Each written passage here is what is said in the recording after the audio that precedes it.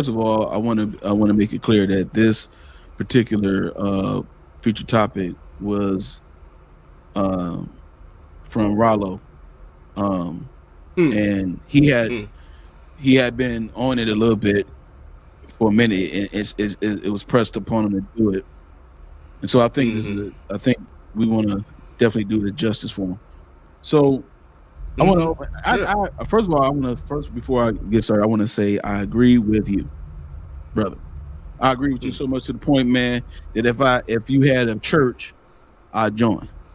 You know, Bishop Beasley last week was preaching the unadulterated word of God.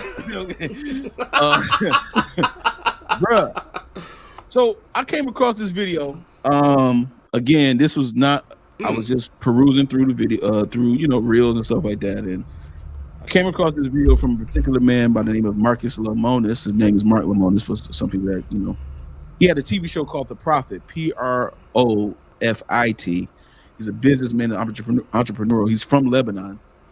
He came into the United States when he was young, and with his parents, and he became a multimillionaire. And what he does is invest in businesses, and he does networking, and he invests in the business. He takes on 50% of the responsibilities of the business, and then he go ahead and sells his part back to the person, so that way they can have 100% ownership back. So that way they can, get all the benefits and all the revenue that they supposed to have. This man was talking. I believe he was talking at a church, or maybe he was talking at some type of other conference or something like that. But he was talking, and I think that this video is very, very indicative of what we're talking about today. All right. Yeah. So I'm gonna go ahead and play it real quick, and then we're gonna go ahead and slice it up. All right.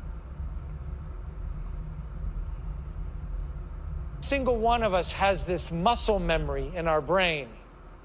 And this may be the most important discussion topic we have today. So I ask for your undivided attention.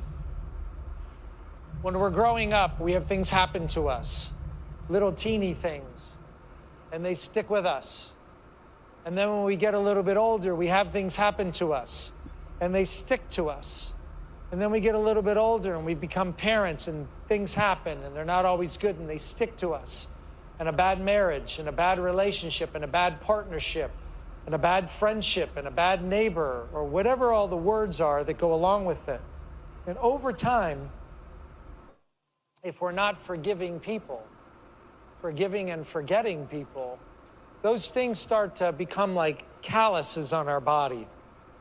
And we start to close ourselves off to the love of other people, to the love that Jesus gives us, to the love that everybody has for us, because we believe that everybody's out to get us. If you enter a relationship and you enter it with a contaminated mind and a contaminated heart, you won't be able to do business. If you enter a relationship with a contaminated mind or a contaminated heart, you won't be able to have a successful partnership. So, but if you remember that, put a one in the chat if you could remember distinctively whatever happened to you before as a child, when you came to school. You can remember why. Why do you remember it? You know what I'm saying? Because what happened and the way you felt about what happened is synonymous. It goes together. And so what happens? I can't stand that mofo to this day. To this day, right? And so now I ain't never even seen him. I haven't seen him since. When a person does not deal with whatever that feeling was, then when you meet and come across people like that, you said a key word. It triggers you, and you think that the problem is the trigger, but the problem is the trauma.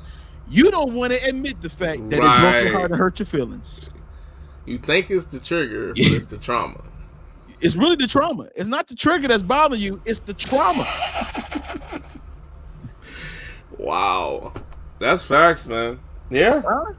Yeah, if you really think about it, yeah. That's right. That was poetic, bro. You think you need to fix your triggers. No. You need to face your trauma. So that way, the impact of trauma will not define who you are now. And see, what we do is we specialize, and this is in the society period, we specialize in treating symptoms, but never the disease.